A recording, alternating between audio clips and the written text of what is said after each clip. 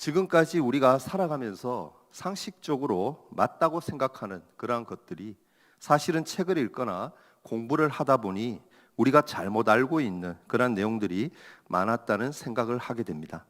예를 들면 천재는 1%의 영감과 99%의 노력으로 만들어진다라는 말, 이 말을 많이 들어보셨죠? 누가 했을까요? 미국의 발명왕 에디슨이죠. 토마스 에디슨이 했습니다. 우리는 이 말을 보통 언제 사용하느냐면은 성공하기 위해서는 많은 노력이 필요함을 강조해야 할 때 그렇게 인용해서 사용하고는 합니다. 그런데 사실 이 말을 한 에디슨의 의도는 99%의 노력은 1%의 영감이 없으면 아무것도 아니다라는 의미로 99%의 노력이 아니라 1%의 영감을 강조하기 위해서 에디슨이 한 말이었다라는 겁니다. 1%의 영감과 재능이 있어야 99%의 노력이 결실을 맺을 수 있다라는 뜻인 거죠. 아마 잘 몰랐을 겁니다. 그죠? 저도 이렇게 보면서 알았는데요. 그러니까 그 말을 한 에디슨의 의도는 기자가 잘못 오해해서 이 기사를 실게 되었고 그 오해한 내용을 지금까지도 우리도 믿고 사용하고 있다라는 것이죠. 또 우리는 인연의 중요성을 강조하기 위해서 옷깃만 스쳐도 인연이다라는 말, 이 말을 많이 씁니다.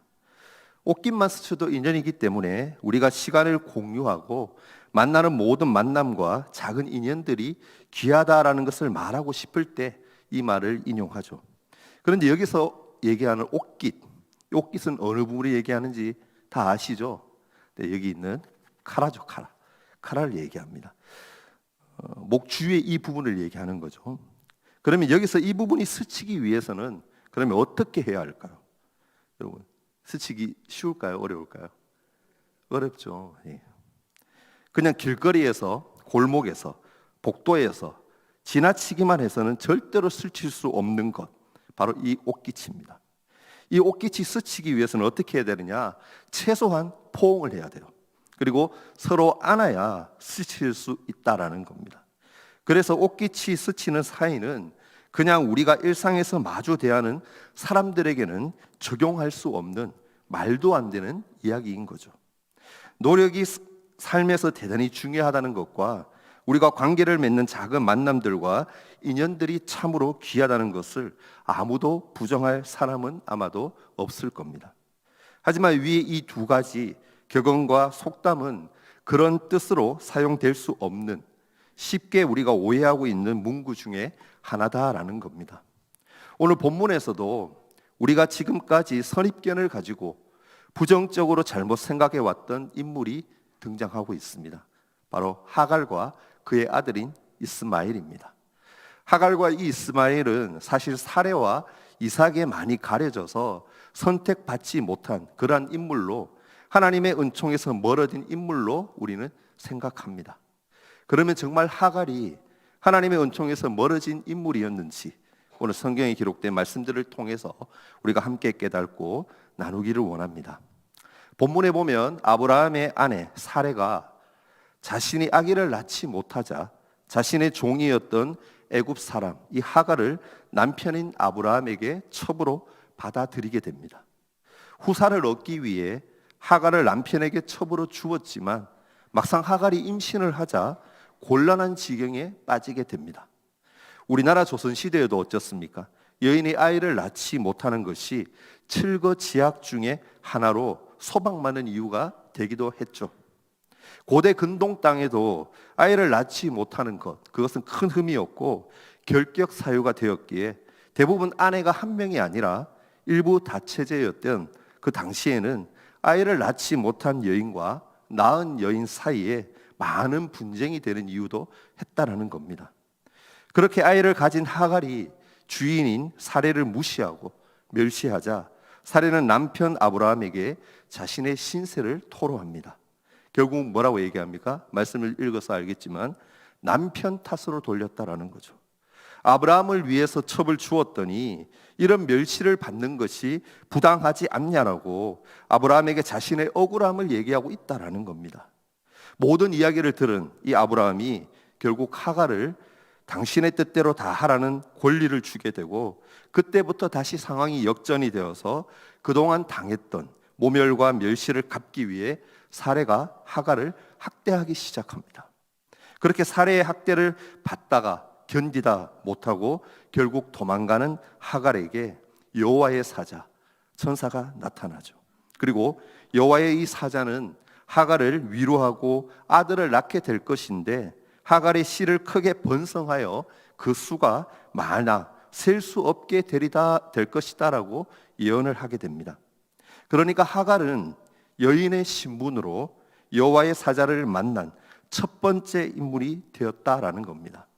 그리고 자신을 돌보시는 하나님께 너무나 감격한 나머지 하갈은 본문 13절과 14절에서 하나님의 이름을 나를 살피는 하나님이다라고 그렇게 표현을 합니다. 또 하나님과의 만남을 기념하여서 그 장소를 나를 살피시는 살아계신 이의 우물이다라는 뜻의 부엘라헤 로이로 지어드리는 것을 우리는 볼 수가 있습니다.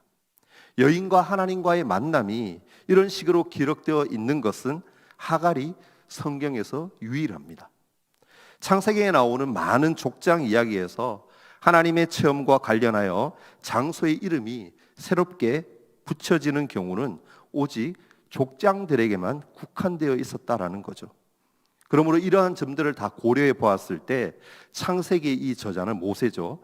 모세는 하갈을 여자 족장 정도로 묘사하고 있는 것 같이 볼 수가 있습니다. 또한 하갈은 창세기 21장에도 오늘 본문인 창세기 16장의 사건과 비슷한 경험을 합니다. 21장을 보면요, 하갈과 이스마엘이 자녀들의 갈등으로 말미암아서 결국 내쫓겨서 부엘세바 광야에서 방황하게 됩니다. 가져간 그 물들이 다 떨어져서 이제는 죽겠구나 하고 울고 있는데 하나님의 사자가 나타나서 위로하시죠. 뭐라고 위로합니까? 22장 18절 말씀해 보면 이렇게 기록하고 있죠. 이런 또 내시로 말미암아 맞습니까? 22장 18절에 일어나 아이를 일으켜 내 손으로 붙들라 그가 큰 민족을 이루게 하리라 라고 그렇게 말씀합니다. 그리고 19절에서 뭐라고 얘기합니까? 하갈의 눈을 밝히셔서 샘물에서 물을 얻게 하셨고 20절에는 하나님이 그 아이 이스마엘과 함께 하셨다라고 기록하죠. 큰 민족을 이루게 하시고 또 물이 떨어진 그들에게 샘물의 물을 공급해 주시고 하나님이 그들과 함께 하셨다라는 이 표현들은 앞에 주어를 우리가 알고 있는 믿음의 사람들, 그러니까 아브라함과 이삭과 야곱과 요셉 같은 사람들에게 붙여도 전혀 이상하지 않을 그러한 동사들이죠. 사레와 이삭에 가려져서 선입견을 가지고 대했던 하갈과 이스마엘이 실제로는 사레와 이삭 못지않은 축복을 누렸음을 우리는 알 수 있다라는 겁니다. 하나님의 사자를 여인으로서는 처음 만나는 인물이 바로 하갈이었고 하나님의 이름을 처음으로 지어드리는 인물 또한 하갈이었다라는 것이죠. 어려운 일이 생길 때마다 하나님의 은혜를 베푸셔서 그를 위로하시고 놀라운 예언의 말씀을 주시는 인물이 바로 하갈이었다라는 것입니다. 우리 다시 한번 16장 13절 말씀인데요, 함께 한번 읽었으면 좋겠습니다. 자, 시작. 하갈이 자기에게 이르신 여호와의 이름을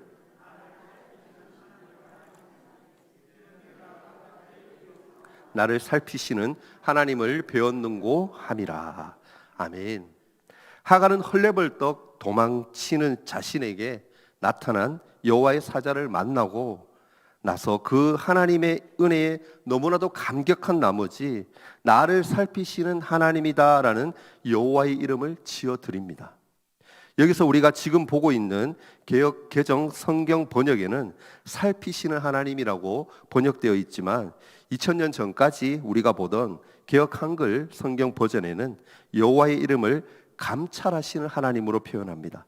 그리고 표준 새 번역에서는요, 나를 보시는 하나님이라고 번역하고 있습니다. 살피신다라는 것으로 번역된 이 단어는요, 조금 의역된 그런 표현이고 원문에 가장 가까운 말은 사실 감찰하다, 보다라는 뜻인 거죠. 요즘은 여러분 도시마다 우리 인간들이 발명한 아주 좋은 발명이죠. CCTV가 거리와 건물 곳곳에 설치되어서 우리의 일거수일투족을 감시하는 세상 속에서 우리 살아가고 있죠. 뿐만 아니라 인공위성을 통해 실시간으로 찍어 전송하는 카메라 기술은요, 지상의 물체를 가로 세로 30cm까지 선명하게 확인할 수 있을 정도까지 놀랍게 발전해 있습니다. 조금 과장해서 얘기하면요, 지상에서 움직이는 개미 새끼 한 마리의 움직임까지도 관찰할 수 있는 세상에 우리는 살아가고 있다라는 것입니다. 지구를 돌고 있는 수많은 인공위성들이 그 먼 곳에서 카메라로 매 순간 지상을 찍음으로써 기술을 지배하는 사람이나 기관이 마음만 먹는다라면 개인의 사생활까지 감시할 수 있는 세상에 현대인들이 우리가 살고 있는 것이죠. 그런데 여러분, 하나님의 눈은요, 이런 CCTV나 인공위성의 관찰보다도 더 정밀하고 정확하게 모든 천하 만물을 감찰하고 계시고 보고 계십니다. 믿으십니까? 오래전 하나님이 하갈을 감찰하고 계셨고 또한 보고 계셨듯이 우리 또한 하나님이 지금도 보고 계신다라는 것입니다. 하나님이 우리를 하루 24시간, 1년 365일 끊임없이 지켜보시는 분이라는 것을 인식하고 살아가는 것은 우리에게 두 가지 유익을 줍니다. 첫째는 무엇이냐면은 하나님이 우리를 보고 계신다라는 사실은 우리에게 아주 큰 위로가 됨을 기억해야 한다라는 것입니다. 우리에게 위로가 필요할 때 온 세상 사람들이 모른다라고 할지라도 하나님이 보고 계시고 알고 계시면 우리는 좌절하지 않을 수 있습니다. 결국 우리는 종종 눈앞에 보이는 현실과 형상만 보고 좌절할 때도 있지만 현실과 현상을 넘어서서 보이지 않는 세계가 있으며 보이지 않는 하나님이 존재하시며 역사하신다는 것을 믿을 때 소망을 잃지 않는 존재가 되는 것입니다. 하나님은 약속의 자손이 아니었음에도 그러함에도 불구하고 아브라함의 집에서 쫓겨나 브엘세바 광야에서 방황하는 하갈과 그의 아들 이스마엘의 형편을 보고 계셨고 알고 계셨습니다. 우리 모두 잠언 15장 3절 말씀인데요, 함께 한번 읽었으면 좋겠습니다. 자, 시작. 여호와의 눈은 어디서든지 악인과 선인을 감찰하시느니라. 아멘.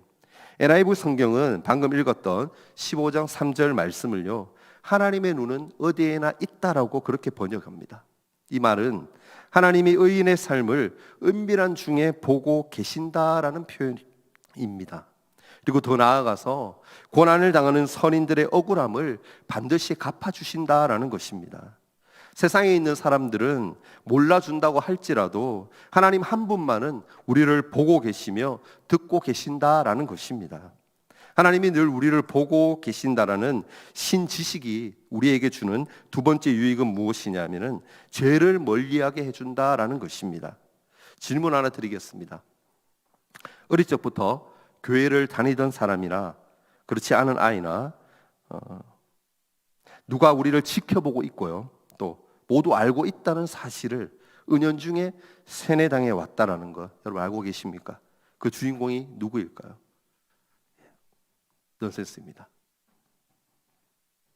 아이나 어른이나 그렇게 알고 있는데요, 우리 어릴 적 한번 생각해 보십시오.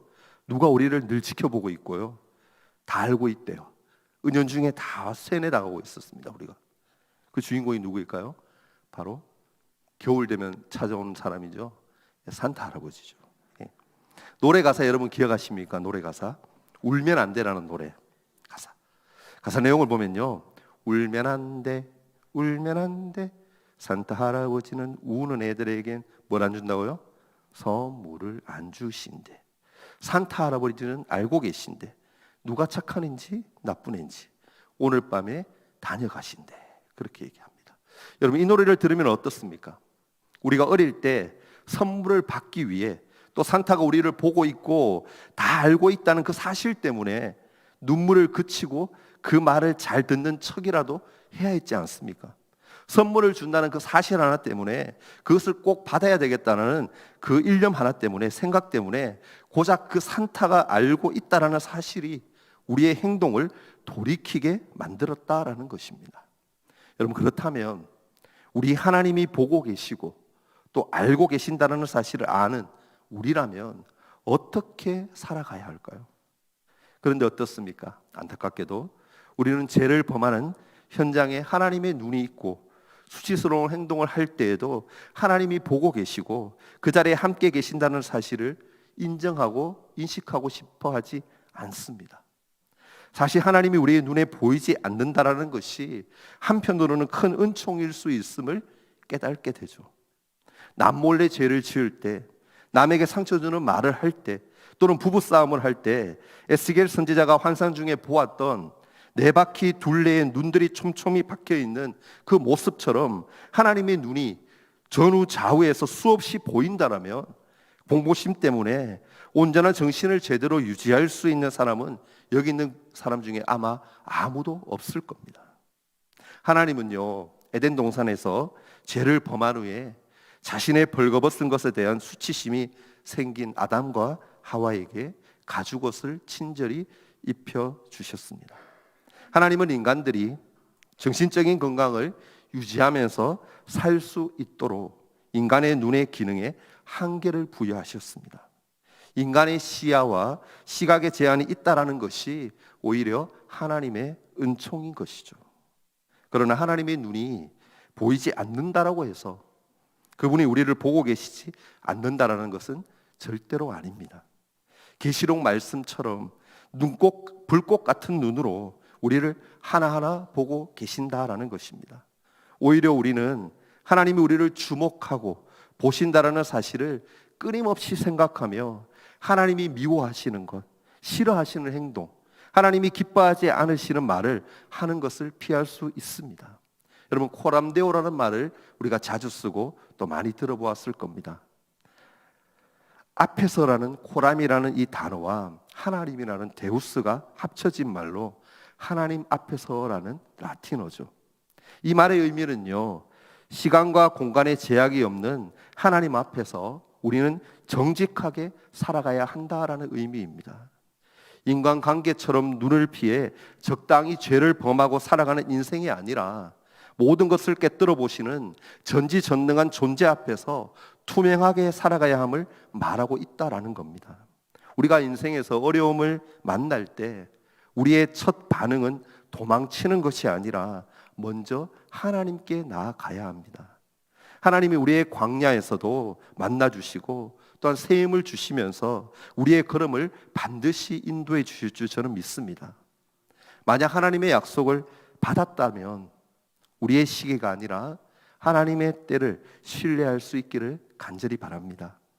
조급한 나머지 인간적인 방법을 사용하면 문제를 더 복잡하게 만들 수 있다는 것을 우리는 늘 생각하면서 우리는 또한 기도하면서 하나님이 인도하실 때까지 하나님 앞에서 기다려야 할 줄 믿습니다.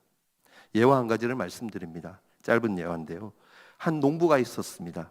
이 사람은요, 씨를 뿌린 후에 곡식이 빨리 자라나기를 기다렸습니다. 그런데 하루하루가 지나고 또 이틀이 지나도 싹이 나오지 않는 겁니다. 조급한 마음이 들었죠. 성격이 급했나 봅니다. 그래서 결국 싹이 잘 자라고 있는지 확인하려고 땅을 파헤치게 됩니다.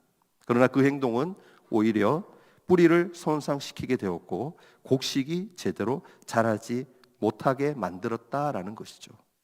여러분, 우리도 마찬가지입니다. 하나님이 정하신 때가 반드시 있습니다. 우리의 조급함이 오히려 하나님의 계획을 망치고 방해할 수 있다라는 것입니다.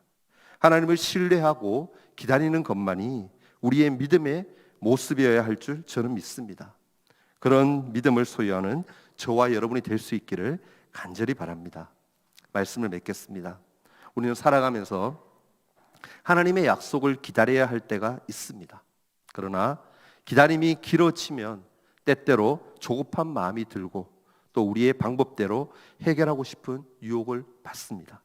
오늘 본문에서 아브라함과 사레도 하나님의 약속을 기다리는 과정에서 실수를 저질렀습니다. 그러나 하나님은 그들의 실수 속에서도 긍휼을 베풀어 주셨고 또한 일하셨으며 은혜를 부어 주셨습니다. 기억하십시오. 하나님은 우리를 지금도 큰 눈을 뜨고 보고 계십니다. 그것도 우리가 옆 사람을 보는 것 같이 겉모습만 보는 것이 아니라 우리 안의 중심을 깨뜨려 보고 계시고 우리의 마음의 동기와 내용을 다 보시고 알고 계십니다. 이것이 우리에게 큰 위로와 도전을 주는 줄 믿습니다. 혹시 지금 기다림의 과정 가운데 있는 분 계십니까? 기도에도 응답이 좀 더딘 것 같고 아무 일도 일어나지 않는 것처럼 느껴지십니까? 오늘 이 말씀을 반드시 기억할 수 있기를 바랍니다. 우리가 믿음으로 기다릴 때 하나님은 가장 선한 길로 반드시 인도하실 겁니다. 하나님은 우리의 눈물과 또한 기도를 외면하지 않으실 겁니다. 그러므로 우리의 삶을 하나님께 맡기고 그분의 때를 신뢰하며 나아갈 수 있기를 바랍니다. 하나님은 반드시 우리를 선한 길로 인도해 주실 겁니다. 바라기는 주님을 다시 만날 그날까지 코람데오의 정신으로 모든 일을 사람 앞이 아니라 하나님 앞에서 부끄럽지 않게 할 수 있기를 바랍니다. 우리 모두 그러한 믿음의 소유자들이 다 될 수 있기를 예수 그리스도의 이름으로 간절히 바라며 축원합니다. 아멘.